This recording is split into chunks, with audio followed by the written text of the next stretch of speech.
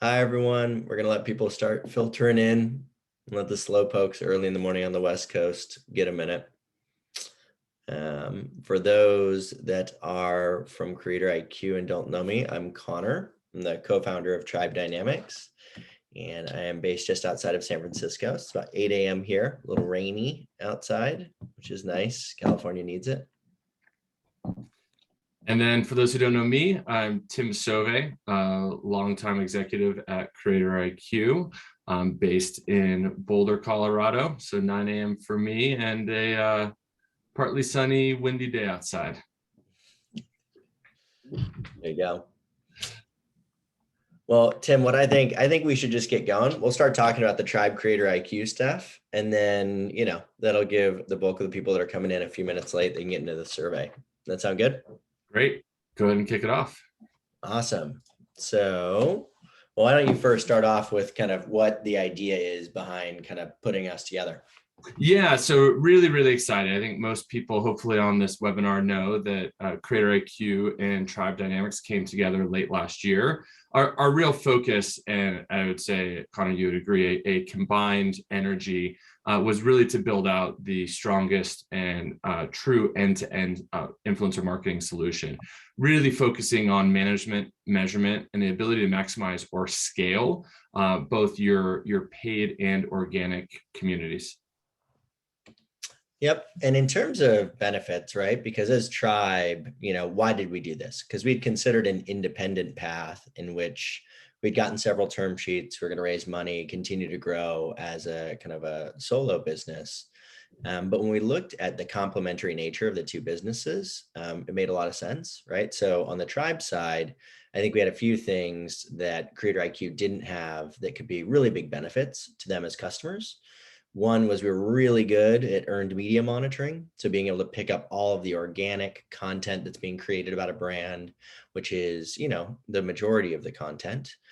Two, we're really good on the competitive intelligence side of things. So being able to measure how one brand is performing in a particular market over time versus its competitive set in terms of share of voice. And then three, being able to break that data down into cohorts to understand how good of a job you are doing at acquiring new influencers versus retaining your existing influencers and or losing them. And I think on the CIQ side, the benefits that we saw to our customers were one, they were in a bunch of different categories we weren't in. So gaming, entertainment, automotive, all over the place. And so for us being able to scale out to more categories was a really big benefit. Two, we didn't have really strong relationships with the social networks. And I think CreatorIQ not only has strong relationships with the social networks from a partnership perspective, but actually has almost all of them as customers. So Facebook, Google, Pinterest, TikTok are all customers of CreatorIQ, which unlocks, benefits, whether it's a TikTok beta program or we're testing out the Instagram affiliate beta as well. And then third, they'd built out really deep core capabilities on the kind of workflow and commerce side of things. So whether that's affiliate link tracking or, being able to send payments to influencers, that whole process of like, hey, I've decided to work with an influencer and I have all these things I need to do with them. They had a lot of stuff they'd built out on that side that we didn't have. And I think the kind of final benefit overall, and this is to give you guys some insight into how kind of software companies are valued. So the way that most investors think about kind of software is a winner takes most model. So, if you've got Salesforce, whoever's number two after Salesforce is going to be worth 10 times less than Salesforce.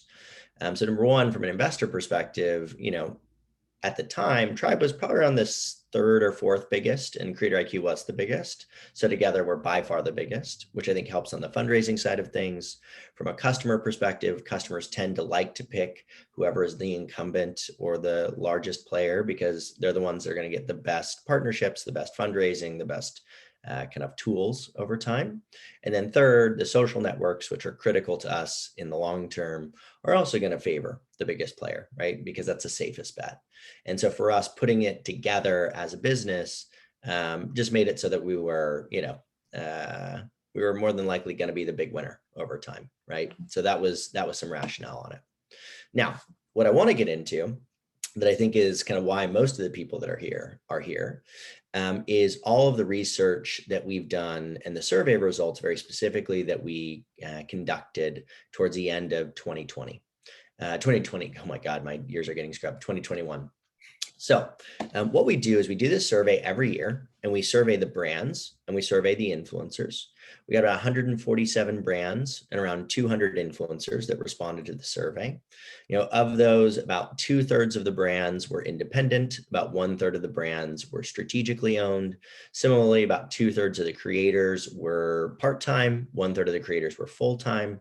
In terms of category split, skincare was the largest, followed by apparel and accessories, or followed by cosmetics, and then apparel and accessories was about 40% of the people that we surveyed. And I think in future years, we'll expand this now that we'll have a larger base of people to ask as part of CreatorIQ. Most of the brands were in the US, but UK was the second biggest market. Similarly, on the creator side, most were in the US, but the kind of second biggest market was the UK.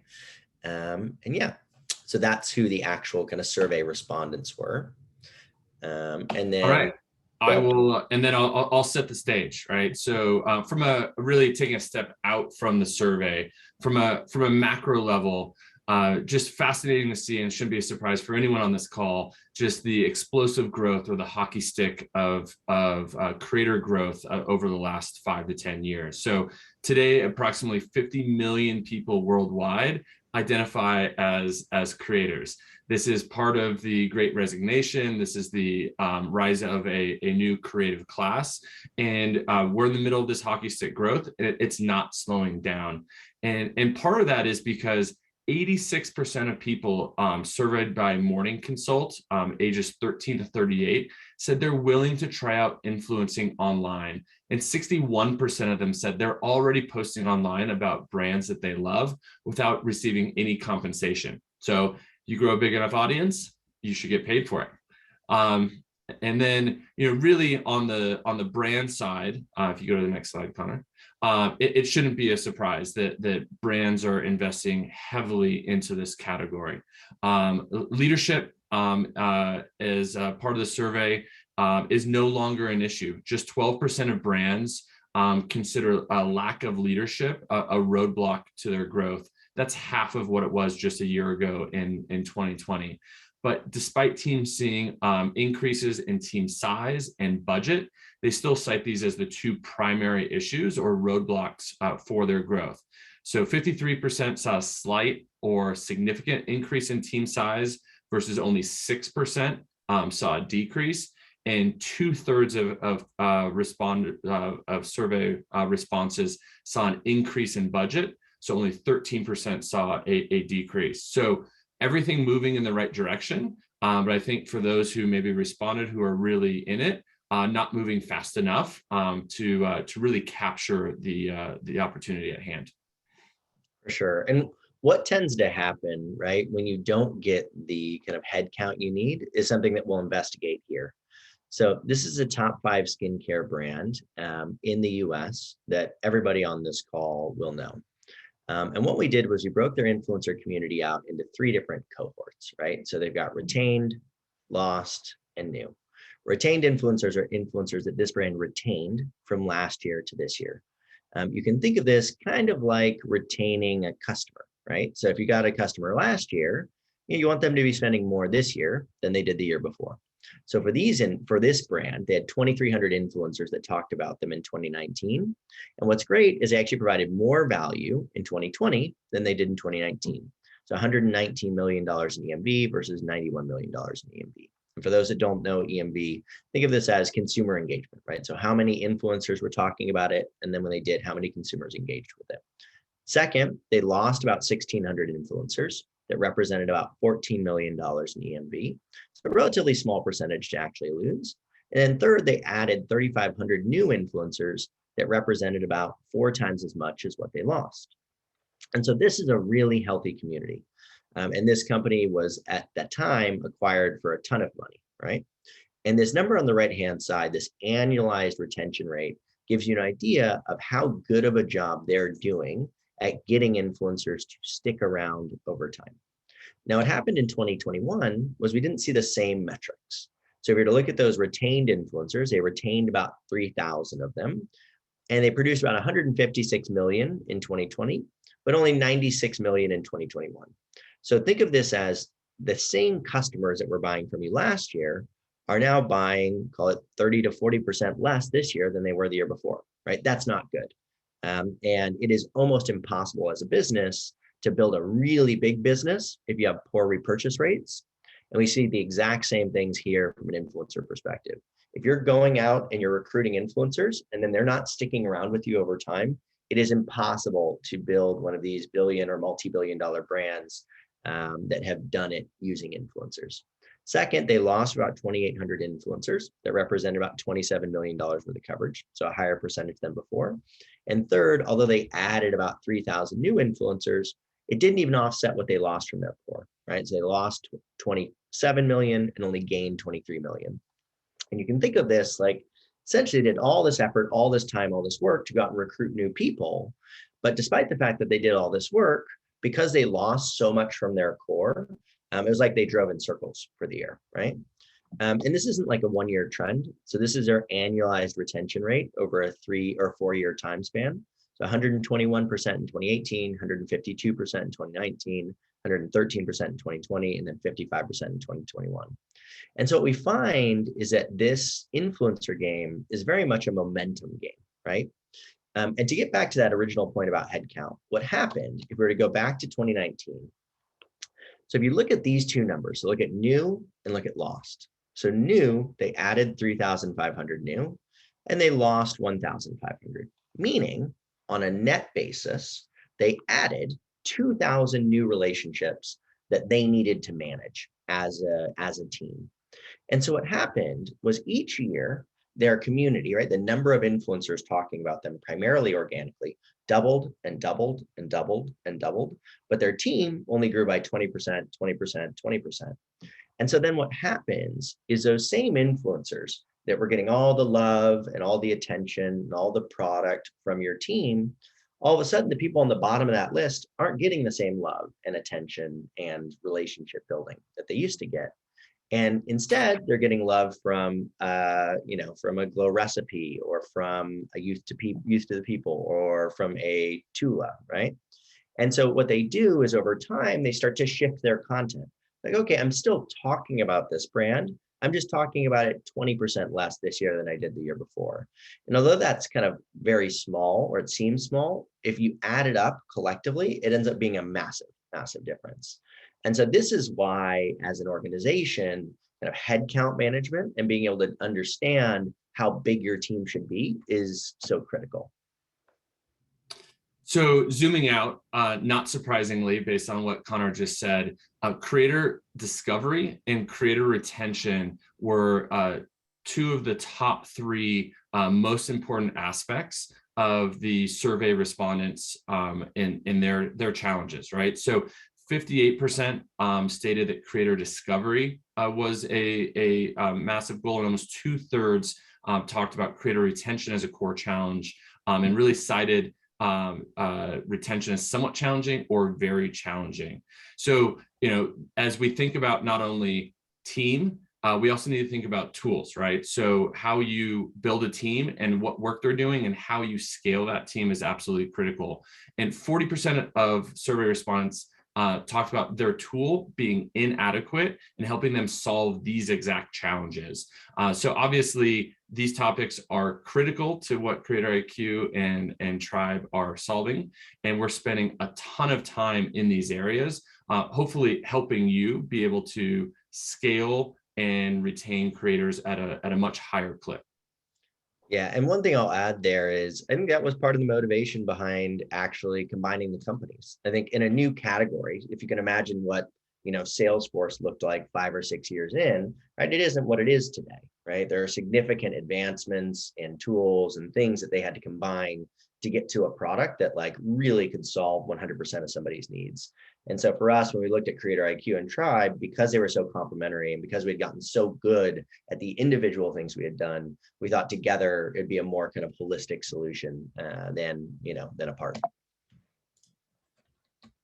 All right, so let's shift over to the paid side, or the sponsored content with creators. So sponsored content is absolutely on the rise, and we hear a lot. If you read the news, if you see announcements from the social platforms, there's many new revenue streams open to creators, which is fantastic. You know, our goal is to reduce the friction between brands and creators, and while we typically work on the brand and agency side, we don't exist, and the brands in this channel don't exist without creators really building solid living. So while we talk about affiliate and tips and subscriptions and other forms of creator monetization, CB Insights recently released this survey where over 3/4 of creator revenue still comes from direct sponsored relationships with brands. And so while there's these other shiny new objects, really the oldest and truest form of relationship is still driving the vast majority of creator revenue. And this helps from developing creative content to driving word of mouth, and it's really the lifeblood of the creator economy. So with that said, paying creators has become protocol. There is still the section of the industry that works through gifting and other means, but about 75% of brands stated that their influencer marketing budgets 75% of their budget goes to compensating creators directly. So still a huge investment, or a growing investment. And as I mentioned earlier, about 2/3 of brands increased their budget for creators last year, and 82% of the content creators surveyed were paid by brands in the past year. And so I won't go through all of the different pricing categories or payment categories, but I think it's really interesting. As a follow-on, again, you can download this full report, or this webinar will be available. We did survey and receive bands, payment bands for 4 different cohorts of creators here. For sure. And one thing I'll add that I think is important from the tribe perspective is, you know, historically, when we first started the company, we preached like an organic only strategy, right? Like that was something that we pushed really hard. And a lot of that was based on observation. We would talk to our brands, we would see what a NYX or a Too Faced or an Anastasia or a Tatcha or a Drunk Elephant was doing. And, you know, they're really just focusing on the organic relationships and the organic content. And I still think that is, you know, a big part of the programs. But I think, you know, there has been a dramatic shift, even for those brands, in compensating creators. Now, you have to think about who you compensate and what you compensate them for, right? Those have really big kind of positive and negative effects on the rest of the community. But it's definitely a shift in our narrative that we've observed over time as well. So we also surveyed the brands on, you know, what activation strategies are you doing? Like, what are the different activities that you are participating in? And for this presentation, we're going to highlight 2 of them. The first one is UGC. So when we surveyed the brands, the number 1 and number 2 activities, both at 94%, were UGC and product gifting. So those were the top 2 activities that people were doing. The one with the highest satisfaction ratings was product gifting. So only 2% of brands found that to be unsuccessful. Whereas for UGC, it was about 7% of the brands that were using UGC found it to be unsuccessful. And as you can see on the creator side, for them, whether it was a brand that was paying them or even unpaying them, they were really seeing their content reutilized quite frequently. And so that's kind of the first one. The second one is on the kind of affiliate link and discount code side. I always want to say affiliate code and discount link. I don't know why I screw that up every time, but this was the one that we saw the fastest growing. So when we saw kind of shifts, this one went from 53% to 69%, which was the fastest growing of any activation. Obviously, events and experiences have been on the decline over the last couple of years because of COVID, although I think they're going to come roaring back. We've done kind of our own road shows and people are pumped to be in person. At the same time, I think because it is new and because people are testing it out, we are seeing it have the kind of highest failure rate, right? Or, you know, at 16% not being successful, right? They're testing it out, but it's not really working yet. So I think this is something that people are deciding is important, that they're investing in, but they're still kind of figuring out. And obviously on the creator side, more than half of them actually gave out a discount code. So this is something that I think historically has been a little frowned upon, right? But I think that that is also shifting from a creator perspective. More and more of them are feeling comfortable kind of integrating commerce into their content. And then you can talk about content, Tim. Yeah, right. So let's talk about video. Every platform is a video platform now. So we surveyed to better understand what platforms and what content types are dominating today's market. Not surprisingly, Instagram continues to be the dominant platform in the space, but there's been a really strong push and emergence towards other short form video platforms and content types. So TikTok, of course, has seen massive growth over the past 2 years, but really a push towards reels and stories on the platform, actually to the detriment and frustration of some creators who have built their careers off of photo and other content types. But really, the name of the game is reels, stories, and TikTok. And surprisingly, seeing Twitch here. So I think Twitch, outside of those core couple platforms and content types, really saw the largest increase over the past year. I think that really speaks to the social commerce and live shopping aspects. We're just at the tip of the iceberg or the tip of the spear, maybe, on the growth of live shopping and live commerce here in the United States. Social commerce today is a $46 billion industry in the US. It's a $363 billion industry, with live shopping and live commerce being a massive part of that in China. So I think you're going to see, and you're already seeing, YouTube and Meta and Twitch really invest in live, along with other giants like Amazon and other commerce giants like Amazon. So that's one to look out for, and really from a format and platform perspective. I still haven't gotten used to saying the Meta name. It's hard. I still just call it Facebook. I'm trying. I know. The one of the things I'll add, I don't know if you saw that stat, but I think TikTok is expecting, I don't know if it was 2021 or 2022, doesn't really matter, but they expect their revenue is going to triple. So brands are investing in it, right? It's definitely something that we're seeing kind of happen very, very quickly. So on the content side, we also wanted to look at what are creators talking about and how has that shifted over time as well. And one of the misunderstood elements of creators is that, ultimately they're the ones deciding what they post, right? And they are to a certain degree, but ultimately they are following kind of a feedback loop. And what do I mean by that? So let's imagine that Tribe put out this webinar, and 3 people showed up to it. It's like, well, that's not very good content. Probably shouldn't do that again, right? Well, they do the same thing. They post content, they get responses from their audience, and they also get requests like, hey, I saw you were doing yoga. Can you tell me about other kind of ways that you've found to exercise at home, right? So they are using their audience as a feedback loop for what kind of content they should be creating. And so what we saw over the last couple of years is a big shift in content towards stuff that people were interested in because they were all stuck at home. So what was that? That's home decor, wellness, fitness, right? Those core categories. And what we also saw was that creators have kind of stuck with that over time. And so I think this has benefited, obviously, brands in those categories, on top of the fact that everybody's just stuck at home. I know I'm involved in a candle business with Nest. It is a great time to be in the business of candles, right? Great situation to be in. But that's something that we did see shift during the pandemic pretty dramatically. And then I think in terms of just kind of overall takeaways, right? Brands are investing, right? So we've got leadership buy-in. So 24% of brands last year said leadership buy-in was a problem, only 12% this year. Big deal. More headcount, more budget is happening, but it's still not enough.